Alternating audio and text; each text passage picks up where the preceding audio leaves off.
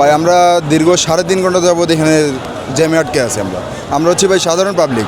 আমরা গাড়ি চালাই ভাত খাই আমরা। হ্যাঁ ভাই, আমাদের শুধু আমাদের ভোগান্তি করে লাভ আছে কোনো?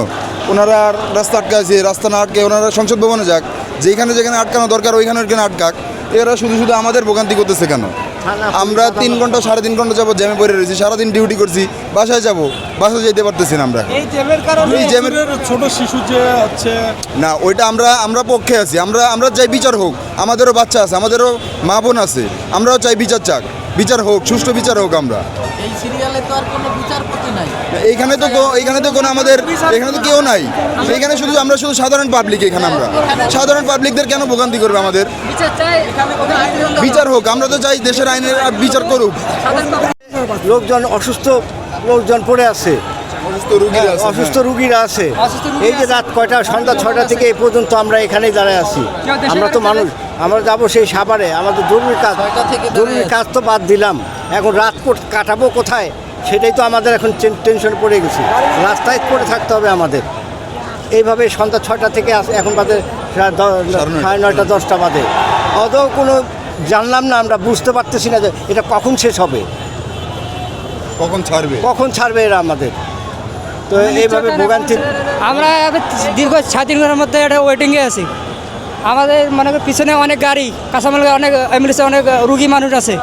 তো এত 7 ঘন্টা এরা এখনও জানা নেই কখন শেষ হবে, কখন বিচার হবে, এখনও জানা নেই। আর জানাতে এখন আমরা বুঝি না, এখনও শুনি নাই, নিজ কানে শুনি নাই যে বিচার এখন সুষ্ঠু বিচার হয়েছে। এখনও সুষ্ঠু বিচার প্রধানমন্ত্রী বলছে নাকি এখানে আসবে, এটা ভুয়া। ভোগান্তি করে আর অনেক জনগণকে আটকে রাখা হয়েছে। আমার কথা কি, বিচার হোক, সুষ্ঠু বিচার চাই আমরা। আমাদের ছোটো বাচ্চা ধর্ষণ হয়েছে, আমাদের ডাং লাগে, একটু আঘাত লাগতেছে, কিন্তু বিচার হবে। বিচার চাবে সংসদ ভবনে, পন্টনে যাবে, এসব জায়গায় বিচার চাবে। কিন্তু এইসব সব জনগণকে আটকে রাখে এটা বিচার চাওয়া তো কোনো আইন, ভোগান্তি এটা তো আইনের নাই। আমার গাড়িটা এই যে ঢাকা ইউনিভার্সিটির গাড়ি। আমি এখানে মাগরিবের আগে থেকেই আমি এখানে আটকা আছি। তো এখানে মাগরিব থেকে এখনও রাত বাজে 10:30। এই রাতের অন্ধকারে হেরা বিচার চাইতে হলে সকালে তারা 10টার দিকে 8টার দিকে এসে রাস্তা বন্ধ করলে কর্তৃপক্ষের লোক দেখতো। এখন কর্তৃপক্ষের লোক আর আছে?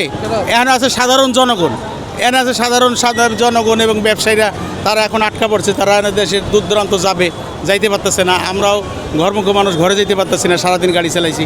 এখন মনে করেন তারা রাস্তা বন্ধ করে বিচার চাচ্ছে। কার কাছে বিচার চাচ্ছে? আমরা তো সেটা পাচ্ছি না।